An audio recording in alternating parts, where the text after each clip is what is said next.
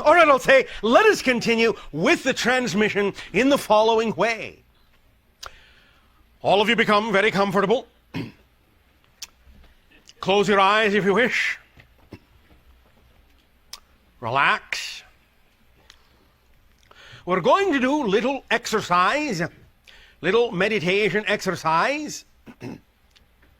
This exercise is specifically designed to stretch that portion of your brain that is connected to interdimensional transformation.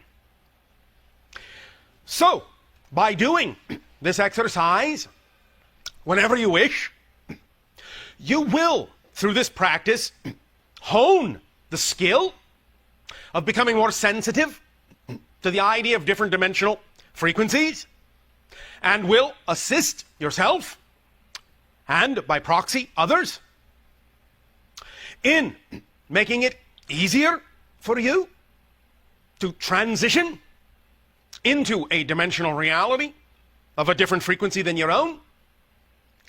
And that will aid and assist in any future contact. And also, of course, in any future growth of yourself with respect to connecting to other levels of your own consciousness or other levels of all that is. It's a very simple exercise, but it takes advantage of your ability to imagine and visualize those centers in your brain being very important in helping to co-create transitions of energy, shiftings of frequency. So, have fun with this whenever you do it, and have fun with it now. Just relax, take a deep breath in, and let it out. Take another deep breath in, and let it out. Take a deep breath in for the third time, and hold it. Hold it. Hold it. Hold it. And let it out. Now, just continue to breathe gently, slowly, calmly. Allow your body to relax. Forget the concerns of the day.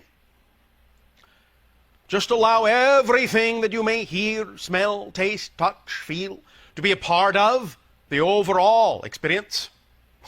Anything that is there belongs there. Invite it all in. And now,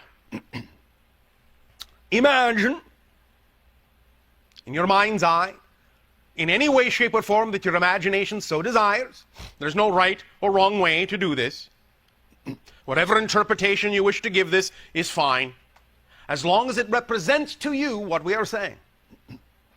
Imagine, picture, if you will, visualize, if you will, an equilateral triangle, any color, any size, doesn't matter, against any background, doesn't matter. Three-sided equilateral flat triangle. And as you picture this, just sit with it a moment. Just appreciate its geometry, its look, the material it may be made out of, the appearance it may have, whether sitting or floating, opaque or transparent, doesn't matter. Now, allow the picture in your mind to sort of push itself into a three-dimensional tetrahedral shape, a three-sided pyramid. Four-sided really, but not including the base, three-sided pyramid made of equilateral triangles. Take the flat triangle and in your mind push it out into a three-dimensional tetrahedral object. It can rotate slowly in front of your mind's eye if you wish. It's up to you how you wish to see it, but just know that you are changing it from a flat triangle to a three-dimensional object, a tetrahedral pyramid. Sit with it, appreciate it, Just get a sense of the difference between the vibrations of the two objects. And you can even go back and forth if you wish. Three-dimensional to flat, flat to three-dimensional of the triangle. Just play with it. Push it in and out, back and forth, flat and solid. Back and forth, back and forth. Now, let that image fade. And in its place, allow your mind's eye to imagine and picture and visualize a flat square. Just look at it. Same thing with the triangle. A square, either straight on to you or at an angle, doesn't matter. Just know it's a square. And as you allow yourself to feel that image, play with that image, visualize that image, allow your mind to push it into a cube, a three-dimensional cube. See it expand into a cube. See one square face become 6. Let it rotate around. Let it do what it will do. Appreciate it, its color, size, material. And again, if you wish, you can go back and forth and back and forth. Cube, square, square, cube. Pushing it in and out, in and out. Inflating, deflating.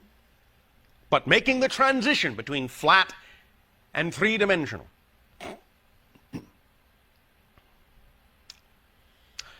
And now, allow that image, square and cube, to fade. And imagine, if you will, a circle. Flat circle. Again, however you wish to picture it, of whatever size, of whatever material, of whatever presentment. Picture it. Feel it. Relate to it. Look at it. If any of your other senses engage with it, let them do so. And as you are feeling your relationship with the flat circle, then allow your mind's eye to visualize it pushing into a sphere, a ball, three-dimensional. See it hanging before you, sitting before you, floating before you, whatever you wish. Rotating or not, small or large, doesn't matter. Shiny or dull, transparent or opaque, doesn't matter. The important thing is that you allow yourself to really see the transition between the flat circle and the sphere. Back and forth, back and forth, back and forth. Now, allow this image to fade and picture, if you will, a flat spiral line, either going from the center, spiraling out, going from the outside, spiraling in, doesn't matter. It can have 3 turns, 2 turns, 4 turns, it doesn't matter. Just a flat spiral. Imagine it, see it, relate to it, feel it. It has a particular vibrational feeling, a particular sensation associated with it. And as you then see the flat spiral, allow yourself to picture, to visualize that you pull it into an elongated spring. So it is a spiral going upward. Stretch it out like a spring. Feel the springiness of it as you do so. Feel it spring back and forth from a stretched out spiral to a flat spiral again. Back and forth. Back and forth. At whatever rate, in whatever way it pleases you to do so. Play with that for a minute. It can be pointed like a cone when you stretch it out. It can be equidistant when you stretch it out. It doesn't matter. The important thing is the stretching. flat to stretch, stretch to flat. Now, allow yourself, if you can, to picture the first 4 objects: the flat triangle, the flat square, the flat circle, the flat spiral, all together, floating around, sitting around, but somewhere near each other, so that you can see them all. Whether you have to turn to look at them, whether they are in the 4 directions, whether they're all in front of your face in one direction, doesn't matter. Just picture the flat versions of all of these things: triangle, square, circle, spiral. And then see them all balloon out into their 3D counterparts, filling up into the tetrahedral pyramid, into the cube, into the sphere, into the extended spiral. And back and forth and back and forth and back and forth like a little dance. Stretch and flat, expand and shrink. All 4 things simultaneously, one after another, doesn't matter, as long as they are all included.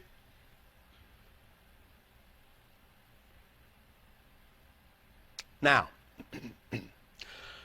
as you see these objects going from flat to expanded, expanded to flat, all 4 of them, allow yourself to imagine that you are also in the middle of these objects, that you are a 5th object. And you see yourself in your reality, but you also imagine yourself expanding beyond your body to a larger self, a spirit self, a consciousness self, and back and forth in the same way the other objects are going back and forth. From your physical reality to higher level dimensional realities, where you can see a big picture of everything. And back down to the physical point of view, and up into the more expanded point of view. However you wish to depict that in your imagination is completely up to you. But do it at the same time and in the same way that the other objects are contracting and expanding. You are also simultaneously contracting and expanding, and you are simultaneously contracted and expanded at the same time. So that you now begin in your imagination to see that the flat versions of everything and the expanded versions of everything coexist simultaneously. They are all there all at once, beginning and end, ending and beginning. They are all their own distinct and discrete shapes, and yet at the same time they are all interconnected. And they are all interconnected in you, in your imagination, in the center of your consciousness, in the center of your brain. It is as if they are all projected outward from the center of your head.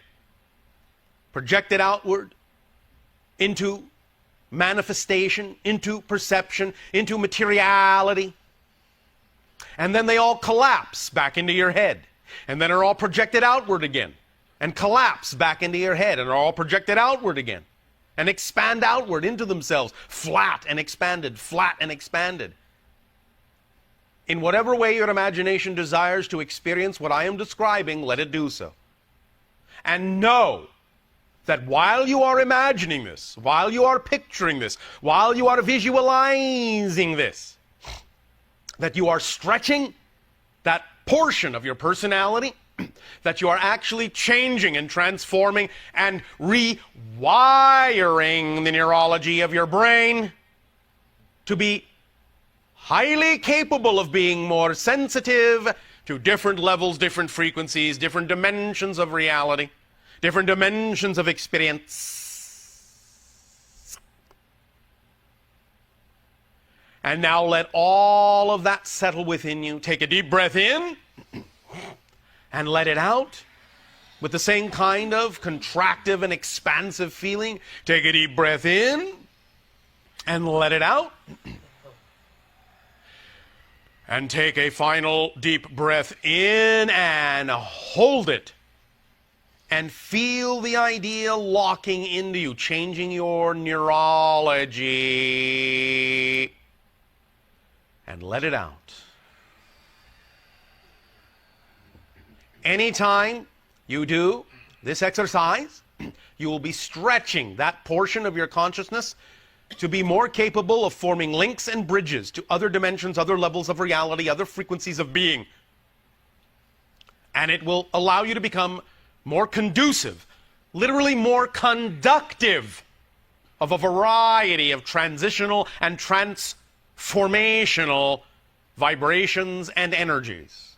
And that will also have the effect of expanding and increasing synchronicity in your life, and expanding and increasing the slipperiness of space-time, and expanding and increasing your ability to be aware of communications from all levels, not only of your own being, but from other levels, other realms, other dimensions, within all that is as well.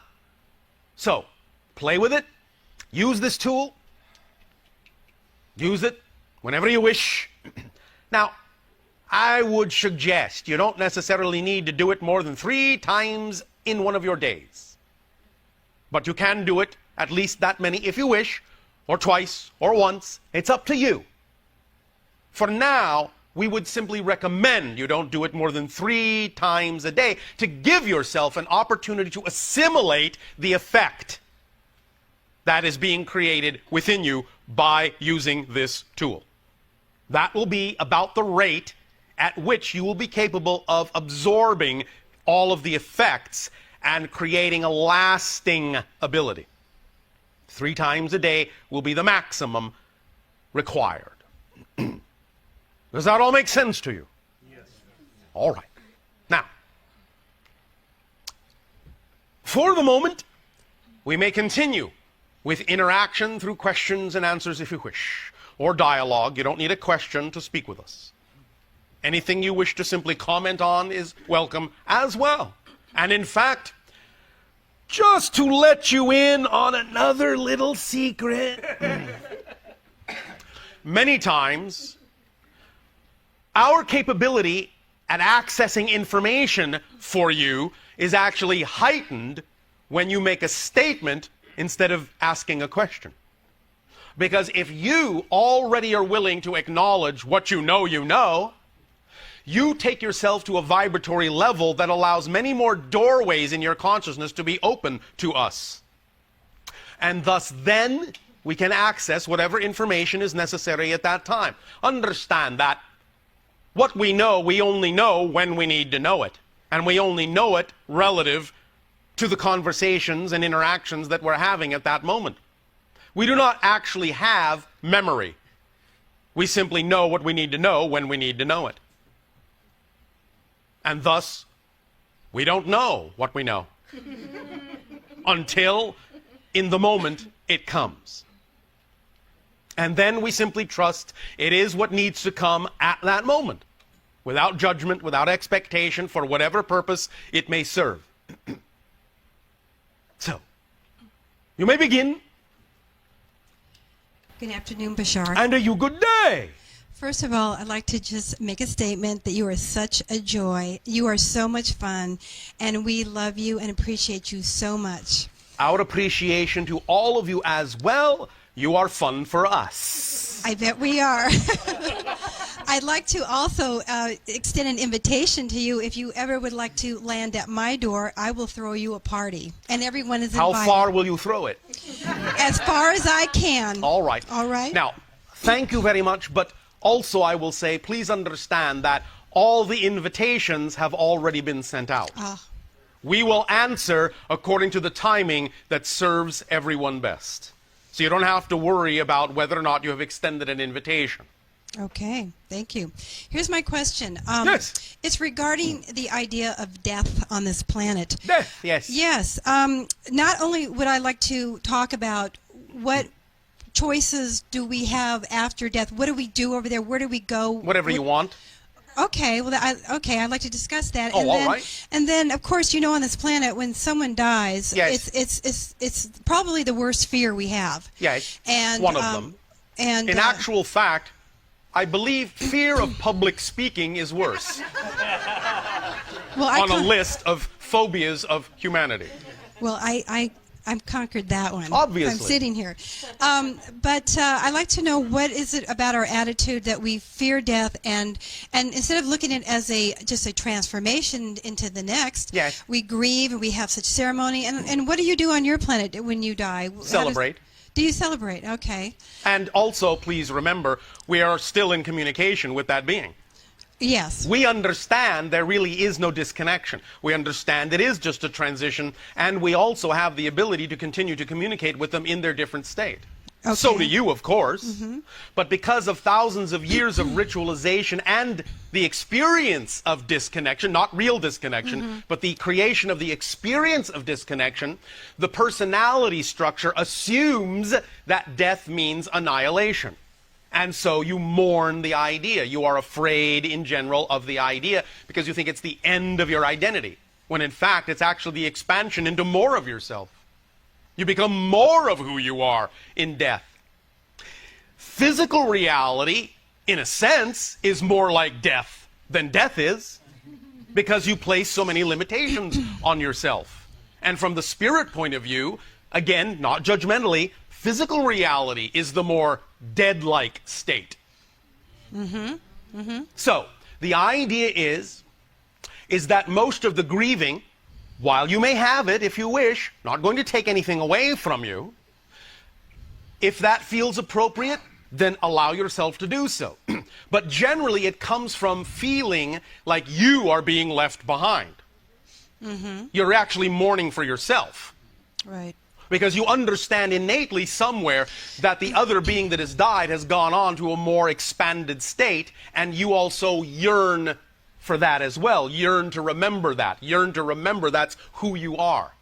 And in that sense, feel that that death has reminded you that you have placed limitations on yourself, and so the grieving is actually for you. Nevertheless, you are getting to a point where you are beginning to understand that the concept of physical death is just a transition. You don't have to lose touch with anybody at all. And as you begin to understand that more and more, you will be able to continue to communicate with those beings in a very clear manner. You understand? Yes.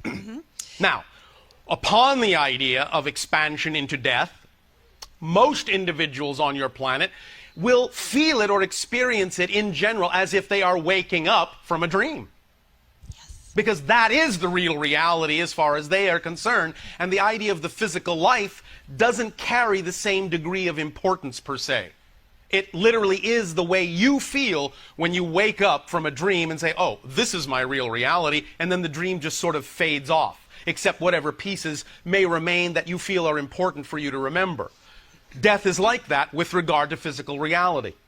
You wake up and suddenly remember who you are and that you are having this physical dream. You understand? Yes. And that's why most individuals don't really actually, shall we say, hang around and try to make contact. Because physical reality, again, is not so real from that point of view anymore. They understand they still may have loved ones in physical reality, and they can communicate, and often do. But the overwhelming feeling is that you're actually waking up into your true reality, and the idea of physical reality becomes, to some degree, with a few exceptions, all of a sudden a secondary concern that isn't as real.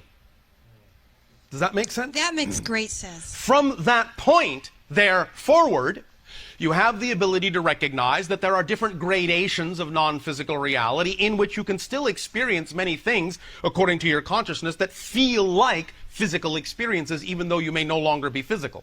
You can actually create cities, houses, all sorts of landscapes that seem very tangible and can be experienced in a very tangible way. But the difference would be is that there really isn't the same idea of space-time, and so in that reality, what you imagine, what you think, is almost instantaneously created.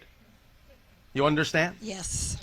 So, you can actually still have many kinds of experiences in the non-physical reality that are very similar to the idea of physical reality, and there are people in non-physical reality who even form neighborhoods, communities, cities, all sorts of things, because they gravitate to each other because of their vibration.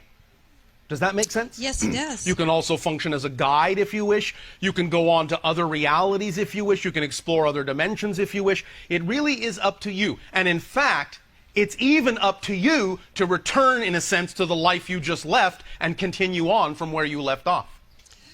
When you die, you still have a choice to keep on living until you make the choice to actually go all the way into non-physical reality. You actually are given the choice to simply go back and pick up where you left off and, in a sense, forget that you actually died, or maybe remember it as a dream, or just some funny kind of glitch in your reality that you don't quite understand how you made it alive through that accident, but obviously you did. Well, in fact, actually, you didn't. But when you died, you were still given the opportunity. Would you like to go back and continue? Yes, thank you, please. All right, there you go. And you pick up from where you left off on the other side of the accident, wondering and scratching your head how you possibly could have made it out of that alive. Well, again, you didn't. Many of you have died many times. You just don't remember. Right. But you are given an opportunity and a choice, even then, to pick up the life and keep on going. Now, in a sense, what you're actually doing is you're creating another parallel reality. But you're creating a sense of continuity to such a degree that it seems like it's the same life that you're continuing. It doesn't matter, in effect.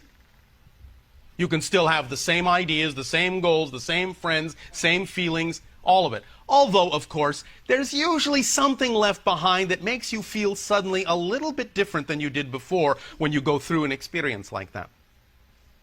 You follow me? Yes. Is this answering your question sufficiently? Yes, very helpful. Thank you. Yes. Thank you.